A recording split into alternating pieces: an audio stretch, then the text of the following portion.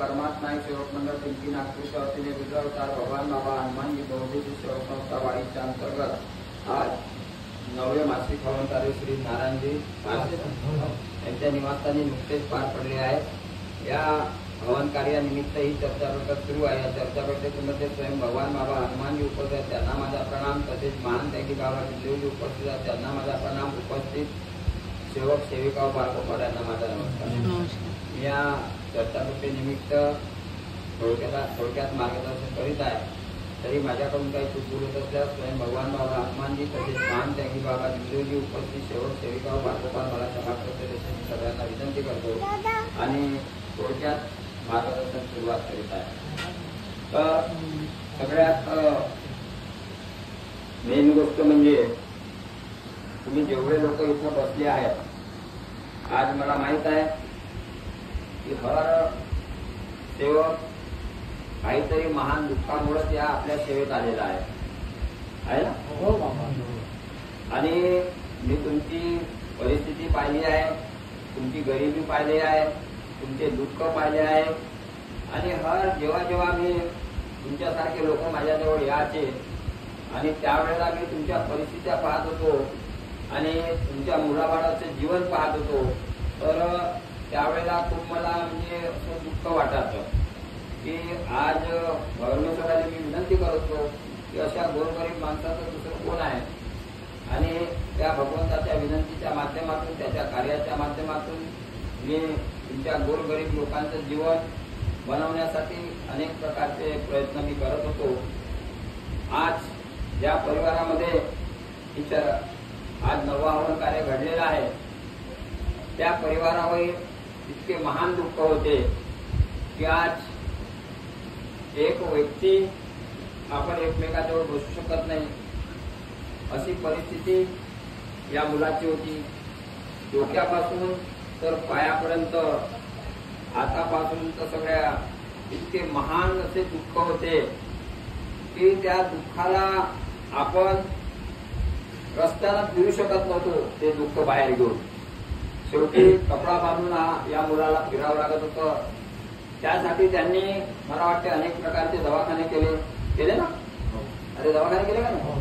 अनेक प्रकारचे दवाखाने केले, अनेक प्रकारचे बाहेर बाजा पाहिला, अनेक प्रकारचं हे पाहिलं, परंतु याचे दुःख दूर होऊ शकले नाही आणि शेवटी आपल्या हे सेवेत आले आणि आज परमेश्वराच्या माध्यमातून आज यांचे दुःख दूर झाले, त्याग झाला आणि आज 9वा हवन कार्य सुरू आहे।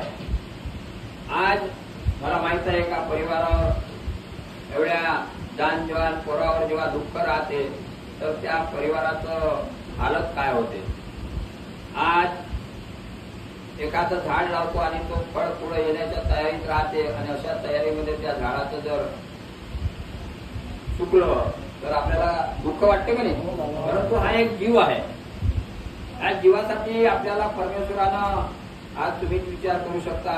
तुम्ही जेवढे लोक इथं बसले आहेत, हर व्यक्ती दुःखातून आलेला आहे आणि खूप मोठी दया माया हे सगळे घेऊन मी तुमच्या घरापर्यंत येतो, बसतो, उठतो, तुम्ही मान सन्मान करता, त्याच्यात मला खूप आनंद वाटते। परंतु केव्हा माझी एक इच्छा असते, मी ज्या वेळेला एकदा गुंगावला स्टार्टिंग मध्ये पहिल्या वेळेला यांच्या पत्नीची तब्येत खराब होती, तेव्हा मी बाईकनं आलो आणि त्या बाईचं मालिश वगैरे केलं, तर मला जाण्याच्या वेळेला हे मला पैसे देत होते, परंतु मी पैसे घेतले मी कुणाजवळूनही तुमच्याजवळून पैशाची आशा केली नाही, कुणाजवळूनही तुमचा पैसा खाल्ला नाही। जिथपर्यंत तुम्ही सुखी झाले नाही तिथपर्यंत तुमच्या मी पाण्याने जागीरदार राहिलो। परंतु आज माझी आशा होती माझी की तुमचं जीवन सुखी झालं, तुमची मुलं बाळ सुखानं राहून राहिले, तुम्ही आनंदानं राहून राहिले, मला खूप आनंद होते। दुःख एकच आहे, दुःख हा आहे का ज्या वेळेला तुमच्या आज या मुलावर दुःख असते त्यावेळेला तुम्ही दवाखान्यात जावं लागत होतं, हर परिवार त्याच्या मागे धावत होतं, हर परिवार त्याच्यामध्ये आज बिना औषध बिना बीज बिना बामनं आज एवढे मोठे दुःख दूर होणं आणि असं वाटत नव्हतं की जे दुःख पाहून याच्या चेहऱ्यावरचे डाग मिटतील। आणि हा चेहरा पाहण्यालायक राहील. परंतु मी असे काही दुःख दूर केले आहे आणि झाले आणि परमेश्वरानं केले.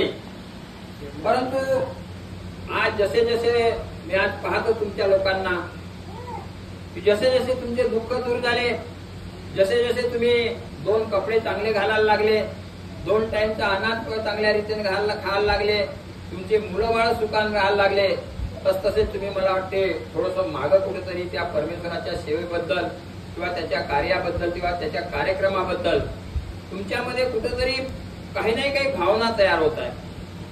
आणि त्या भावनेमुळे तुम्ही वेळोवेळी माझ्या शब्दाची किंमत करत नाही आणि त्याच्यामुळे कधीतरी माझं मन दुखावलं जाते की मी हे जे काही केलं तुमच्यासाठी तर मला असं वाटतं की मी फालतू केलं का,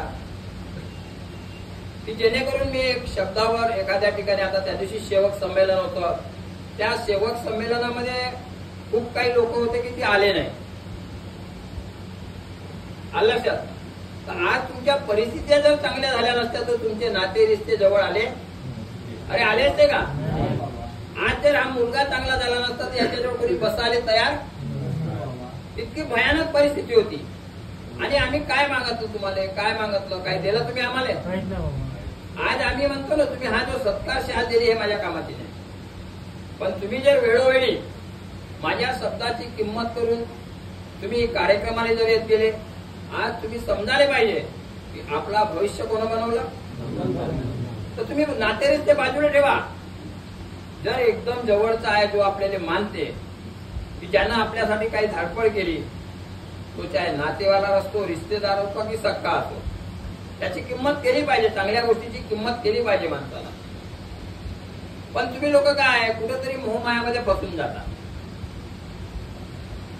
आणि मग माझा मन मला वाटते हा व्यक्ती आला नाही, तो व्यक्ती आला नाही, तो व्यक्ती आला नाही, आणि कुठेतरी मग जेव्हा तुमच्यावर नंतर याच्या कदाचित कालांतराने दुःख येते, त्या दुःखातून मुक्त करण्यासाठी माझी इच्छा होत नाही. मी खरं खरं सांगतो तुम्हाला, मी नेहमी हजारोच्या संख्येत बोलतो की जो चांगलं नाही तो माझं नाही, काय तो माझ्या घरचा गाऊ नको. कारण मी अहोरात्र आजही 98 पासून ज्या ज्या वेळेला तुमच्यावर दुःख होते, 98 पासून आजही पहाटेला उठतो, तुमच्या लोकांसाठी जागतो. काय किंमत ठेवली तुम्ही लोकांना? तुम्हाला जे एक जमाना होता, तुम्हाला कोणी विचारत नव्हता. आपल्याला खायचे वांदे होते. आज तुम्ही एखादा कार्यक्रम असला तर पूर्ण परिवार घेऊन येऊ शकत नाही, आणि अशा जागी आम्ही बोलावतो की जिथं सेवक संमेलन राहते.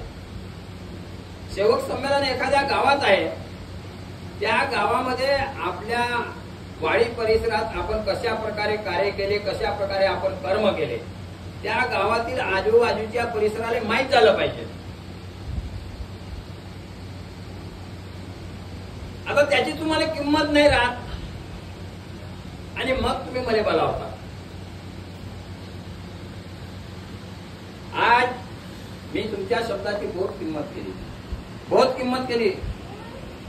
जेव्हा अशा वेळेला किंमत केली तर ज्या वेळेला तुम्हाला कोणी विचारत नव्हतं. परंतु आज काय, आज मला कधी कधी वाईट वाटते. आज मी एका ठिकाणी हवन होतं, त्यांना बोलावलं, तिथं गेलो, दुसऱ्या ठिकाणी होतं, तिथं गेलो, आज हा 3रा ठिकाण आहे. तरी पण एका सेवकाच्या मुलीचं लग्न आहे. हा, जर मी तुमचा जीवन सुखी या परमेश्वराच्या माध्यमातून नसेल झाला तर तुम्ही माझ्याजवळ बसवी नका, मला बरोबर नका.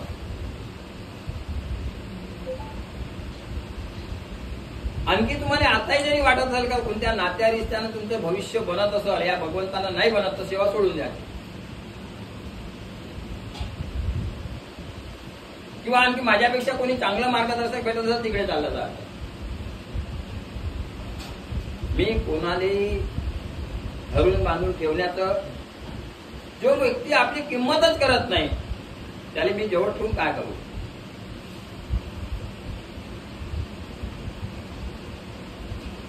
एक वेळचं मार्गदर्शक कल्पना करणं बंद करावं लागेल मला, पण ह्या अशा फालतूचे कामं करणं नाही. काय गरज पडली? मी आपलं काम धंदा हे ते सगळं सोडून मी तुमच्या भविष्य बनवासाठी आपलं आयुष्य घालवत आहोत, आपलं आयुष्य घालवत आहोत. आणि तुम्हाला 2 पैसे आल्याबरोबर तुम्हाला मोहमाया सुटून गेली. तुम्ही म्हणू शकत नाही की आपल्या मुलाबाळांना चला रे. ज्या मुलाबाळाचं अन्नाचं सोय लागत नव्हती त्या मुलाबाळासाठी त्या आज ते जवान जर झाले तर त्याने तुम्ही एका कार्यक्रमात नाही नेऊ शकत. 1 दिवसाची सुट्टी मारू शकत नाही तुम्ही लोक का ज्या दिवशी वन फिरत होते. तर हे बाब चांगली नाही आहे.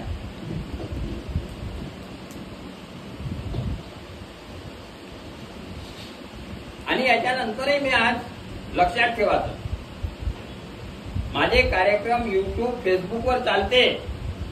जगाच्या पाठीवर कोणताही माणूस नाही की आपण जेवढी सेवा करतो तसं या जगाच्या मार्गात सोडा जगाच्या पाठीवर माणूस नाही आहे.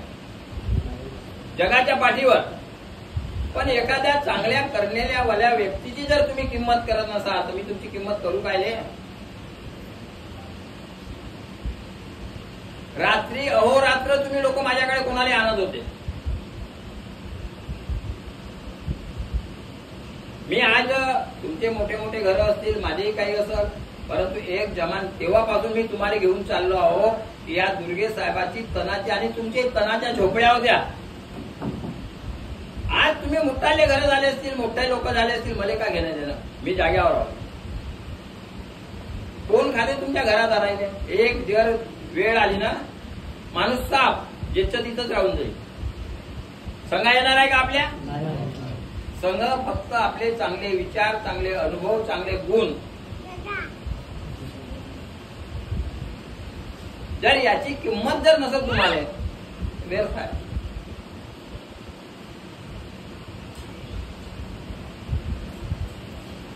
आज आम्हाला ज्या वेळेला पुन्हा याच्यावर दुःख आले होते आम्हाला वाटत होतं, आम्ही समजवतो यायले का तुम्ही उभागिरी करू नका. जरुरी नाही काही जेवण देणं, जवळ त्यालाच बसवा जो चांगला आहे, ऐका त्याचीच की जो चांगला आहे.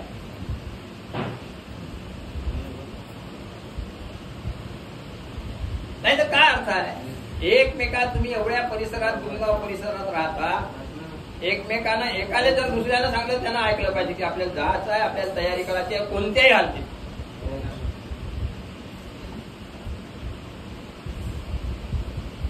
चाहे कोणी लाखो रुपये त्या दिवशी देत असेल तर त्याची किंमत, जीव वाचला नसता तर लाखाची किंमत राहिली असते का?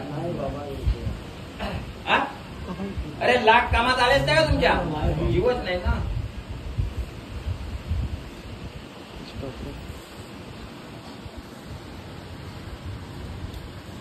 म्हणून आज पुन्हा एकदा सांगतो, चाहे टाकळघाट असो, गुमगाव असो व कुठेही जे व्यक्ती अशा आहे आपल्या मी माझ्या घरच्या माझ्या जागा माझ्या मैत्रीला आल्या तरी चालत, माझ्या मरणाले नाही आलं तरी चालत, पण भगवंताच्या कार्यक्रमात जरुरी आहे. माझ्या घरच्या कार्यक्रमात नाही आलं तरी चालत. मी भगवंताचा अपमान सहन करणार नाही.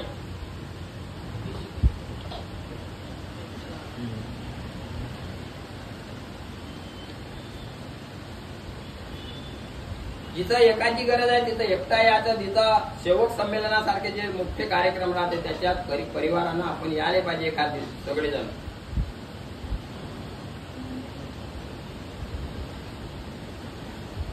तुम्ही त्याची किंमत करत नाही. आम्हाला म्हणा दुर्गे साहेबाला आज जवळजवळ 24 वर्ष मार्गात झाले. त्या जमान्यात काय होतं, काय होतं? मला वाटते मोठ्या मुश्किलीने एका मुलीचं लग्न झालं असतं त्यावेळेस.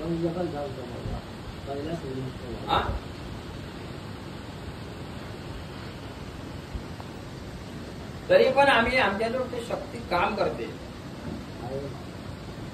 आज तेवढ्या रात्री 8 वाजता त्या पोरीला यायच्या आणलं बेहोश हालतीमध्ये, तरी आपण चांगलं करून दिलं. थोड्या वेळात 1 रुपया लागू दिलं नाही.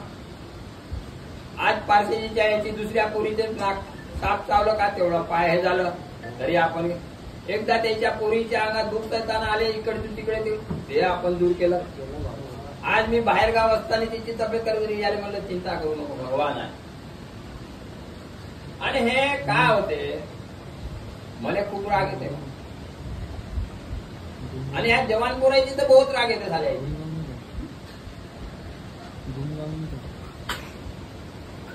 तुमच्या बापाईनं हा जो मार्ग घेतला ना, हा तुमच्या सुखासाठी घेतला.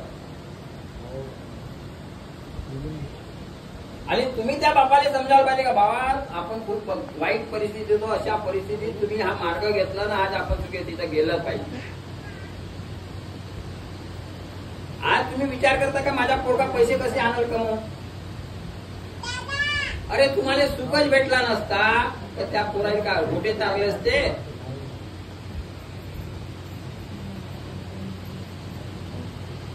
आज हा पोरगा चांगलाच झाला नसता तर दवाखाने करता करता करता त्याच्या मागे फिरता फिरता झालीच तरी चालीस. अरे आलीस ती का नाही आलीस ती? काय झालं असतं जीवनाचं? म्हणून आजही पुन्हा बजावून सांगतो मी की मला जो कार्यक्रम असला